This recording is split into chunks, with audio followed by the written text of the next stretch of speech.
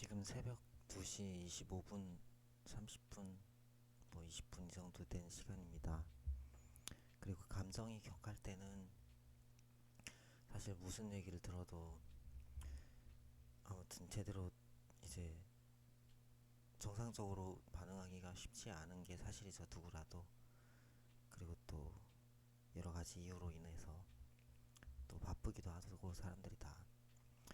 저로서는 이제 지금 말씀드리는 거는 어, 두고두고 좀 이렇게 이후에라도 좀 생각해 볼 만한 문제에 관한 거라고 생각해요. 그리고 이제 제가 이제 이렇게 존대로 말씀드리는 것은 어, 뭐 나이가 좀 있으신 분께 말씀드린다, 뭐 좀 높으신 분께 말씀드린다 그런 개념은 아닙니다. 아닙니다. 아닙니다. 네, 그런데 그 아무튼 좀 곱씹으면서 생각해 볼 만한 문제라고 생각을 합니다.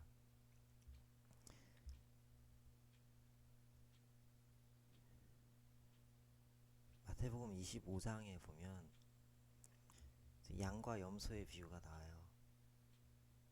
그리고 그 주님 예수님께서 최후의 심판하실 때 이제 양으로 비유된 사람들은 이제 주님께서 의인들아 이렇게 부르시고 이제 천국에서 환영을 하시는데, 염소로 분류한 사람들은 어, 주님께서 아주 거부하고 거절하십니다.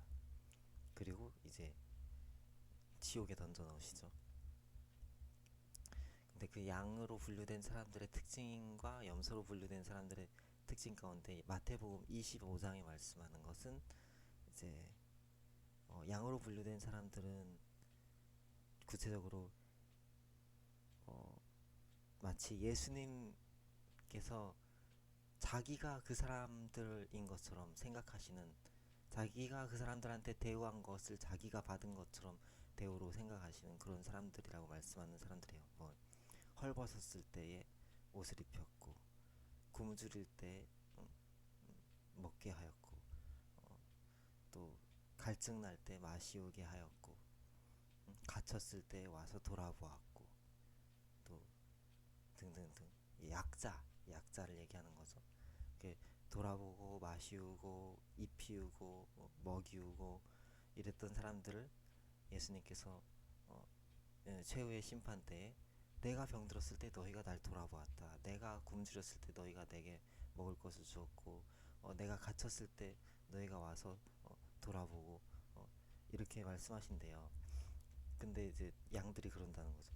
우리가 언제 주님이 갇혀셨을 때, 우리가 언제 주님이 마시우셔야 될 때 마시우었고 그랬어요. 그랬더니 지극히 작은 자 하나에게 한 것이 내게 한 것이다, 그렇게 말씀한다고 적혀 있습니다.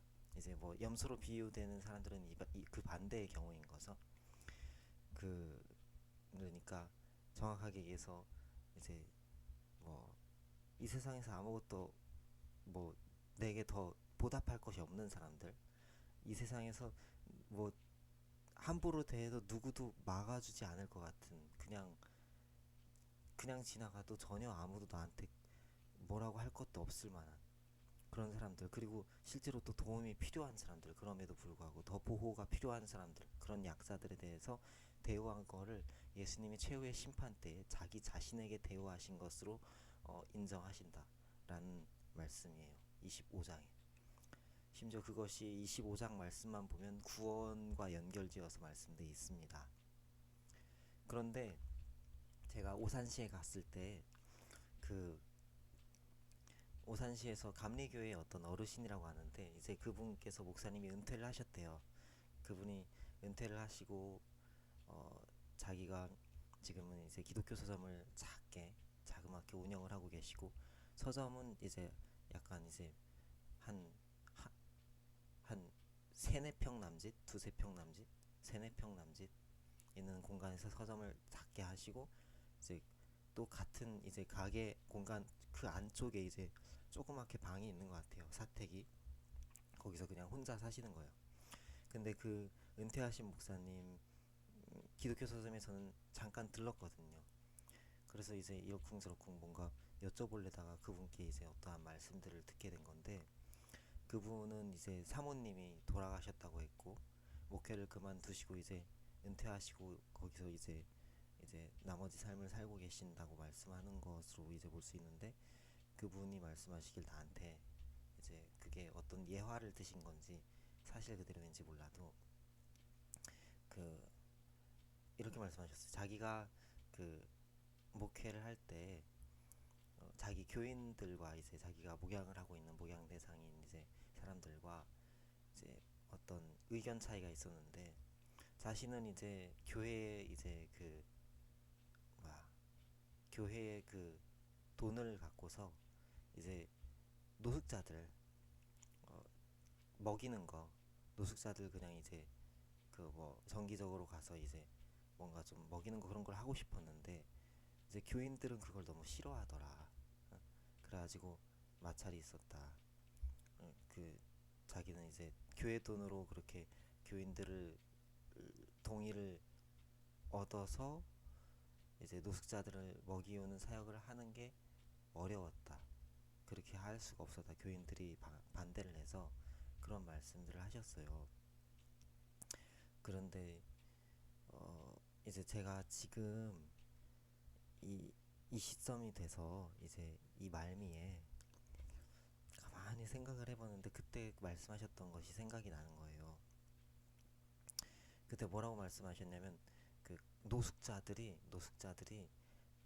저 지금도 자기가 뭐 이렇게 지금 사시는 그 근로를 하시는 그냥 이제 노후 근로서 거기 이제 어 서점, 그 되게 젊어 보이시긴 하지만 아무튼 은퇴 목사님이니까 서점에 있는데 앞쪽으로 이렇게 근처에 오기도 한다고, 노숙자들이 가끔 찾아오기도 한다고.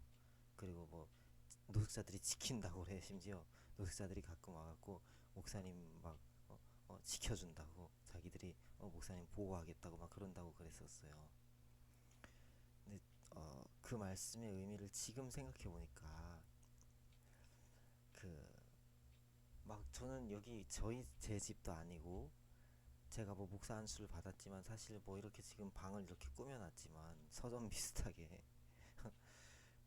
뭐 제가 읽지도 않는 이런 책. 근데 지금 보니까 여러 가지 생각이 들지만, 한편으론 뭐 내가 오산에 갈 때마다 갔다가 이렇게 힘든 세월을 보내게 된 게, 이게 어 어디야 그 뭐야 그 목사님이 나한테 위로차 말씀하셨겠지, 그렇게 생각이 드는 거예요. 사실 그게 어느 정도 맞는 얘기이기도 하고, 뭐냐면 오산시에서 내가 누명을 쓰고든 뭐 어떤 이유로든 되돌아와서, 성남시에서도 그랬었고 지금도 그렇고 영적으로 너무 막 개 털리는 거예요. 패배를 당하고 있고 막 쥐어뜯기고 있는 거지. 아주 거의 증오범죄 수준으로 너무 힘든 거지. 그러니까 그 원인에 대해서 왜 그럴까 이런 식으로 이제 해결을 모색하기 위한, 누구를 탓하는 거는 해결이 아니에요. 그거는 이런 정보를 얘기할 필요가 없는 거예요. 그렇게 하면 그게 아니고, 해결을 위한 걸로 보면 아 역시 마태복음 25장에 말씀한 이제 그 약자들, 노숙인들이든 또 뭐 가난한 사람이든 어떤 사람이든 좀 약자들에 대한 태도를 바꿔야 된다. 정말 신경 써야 된다. 그게 그 지역 사회라든지 그 지역 사회에서의 어떤 영향이라든지 또 여러 가지, 이제 그게 그 지역 사회만 있는 영향이 아니니까 한국 전체의 영향일 수도 있고, 또 교회 전체의 영향이라고 하면 뭐 그냥 사회 전체의 영향이라고 볼 수도 있을 만큼 중대한 사안이고, 그리고 뭐 세계 전체의 영향이기도 하고 하니까 아 그렇구나, 그런 생각이 드는 거죠. 물론 그게 완전히 그렇기 때문에 그렇다 이렇게 얘기하는 건 그건 이단적인 잘못된 생각이고, 그게 아니라 이제 그런 생각이, 그런 개념적인 생각이 들고, 또 한편으로는 그 구원에 대하여서 그 목사님께서 말씀하신 게, 이제 자신이 감리교인이시고 감리교를 이제 목회하시다가 은퇴하신 분이지만, 동시에 이제 그분이 뭐가 있었냐면, 말하자면 구원의 여부에 대하여서 그 거짓하지 아니하시는, 이제 그냥 적정히 이렇게 말씀하신, 말하자면 구원의 여부에 대하여서 이제 그 다른 복음, 갈라디아서의 말씀은 다른 복음을 말씀하지 아니하시는 그런 방식을 택하신 거라고 봐요. 음, 말하자면 그 집에 가까이까지 뭐 이렇게 지켜이러 온다, 뭐 노숙자들이 이런 식으로 말씀한 걸 제가 혼자 이렇게 비유적으로 이렇게 생각을 하면, 어, 물론 이런 거에 대해서 감정이 격해서 이렇게 저렇게 반응하는 게 좋지 않습니다. 그래서는 안 되고, 뭐냐면 이제 요 집 앞쪽에 막 무슨 뭐 엘리베이터를 이렇게 안전장치를 한다고 이런 거 이렇게 막, 물론 내게에 대한 거 아니지만 뭐 그렇더라도 아무튼 여기 아파트에다 막 자꾸 뭐 하려고 그러고 이런 것들 사람들 보면, 그분들이 예수님을 믿는다고 쳐봐요. 교회도 안 다니고 그냥 예수님 믿어 이렇게 된다고 해봐요. 예수님 영접했다고 한번 가정을 해봅시다. 그러면 이제 그거인 거죠. 돈은 많죠. 근데 천국에선 상급이 없는 경우인 거지. 그 상태로는 지금은 이런 얘기를 해드릴 수 있어요. 무슨 말씀인지 아세요? 그러니까 물론 이제 비유적으로 이렇게 마치 그분들이 그 목사님을 뭐 지키러 오는 노숙자다 그 얘기는 아닌데, 그러니까 목사님이 적절히 얘기를 한 거지. 어? 사실 교인들과 이렇게 저렇건데, 교인들이 이렇게 뭐야 그 반대해서 제대로 못 먹였는데 노숙자분들이 목사님을 찾아올 리가 없잖아요. 그리고 원래 노숙자분들이 자기가 뭐 이렇게 잘 먹이우고 입히우고 했어도 목사님을 찾아와서 이렇게 막 지켜준다 어쩌고 한다는 게 말이 안 되죠, 솔직히. 어? 자기들이 지킬 수나 있냐고. 없어요, 지킬 수 없고. 그러니까 넌치 이거에 대해서 지금 예고를 해서 말씀을 하셨던 거라고 봐요. 그러니까 어떤 이해를 도우려고. 그리고 제가 이런 얘기를 말씀을 드리는 게 뭐 이렇게 완전히 그게 그거야 그게 그거야 이런 얘기는 아니지만, 분명히 곱씹으면서 앞에도 말씀드렸듯이 곱씹으면서 오래도록 생각할 부분이 있는 내용이라고 생각을 해요. 그러니까 돈은 많은 거야. 예수님 믿는다고 치면, 예수님 믿는 분들이면 돈은 많은 거지. 이 세상에서 명예도 있고 뭐 권력도 있고 뭐 뭔가 가진 게 있을 수 있겠지. 많이 있을 수 있어요. 그런데 천국에서는 빈털터리인 입장인 거죠. 하나님께 대해서 부요하지 못한 거예요. 하나님 나라에 대해서, 영원한 천국에서의 기준에 있어서 하나님 나라에 부요하지를 못한 거야. 하나님께 대해서 부요하지 못한 거야. 하나님께 대해서.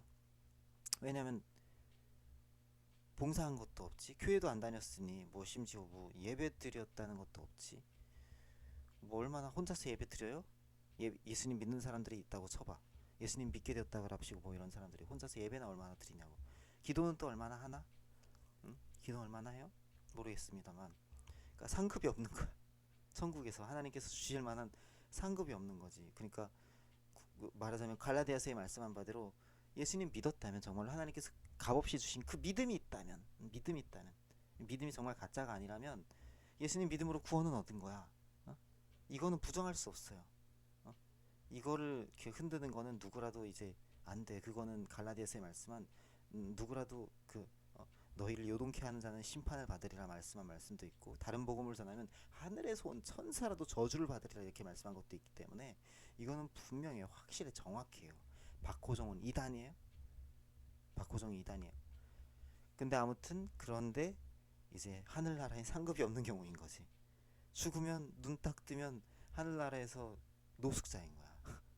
쉽게 얘기해서 지금 상태가 뭐 그런 사람들을 이제 내가 지금 말씀드릴 수 있는 부분, 그 사람들의 각자 삶을 나는 모르지만 아무튼 그냥 말씀드릴 수 있는 건 그렇게 생각이 들더라고요. 가만히 생각해 봤는데. 근데 이게 감정이 격하고 어쩌고 이러면서 이렇게 그렇게 반응할 건 아니고, 저는 그렇게 들어 저는 그렇게 생각이 들었어요. 그리고 이제 목사님 분들이 말씀 이렇게 저렇게 하신 거 보면, 심지어 은퇴하신 목사님이든 목회 중인 목사님이든 그 어떤 굉장히 도저히 미래에 이렇게 그 시점에 그 위치에 그런 정보를 갖고 어떻게 그 예고할 수 없는, 어? 그 완전히 깨우침에 해당하는, 그러니까 뭐를 정확하게 이 일이 그대로 일어났는데 이런 식으로 얘기했다라고 표현될 수 있는 것보단 정말로 하나님의 말씀 예자에 그런 예언적인 선언을 하시는, 미래를 바라보는 성령님의 발언하신 경우가 많아요.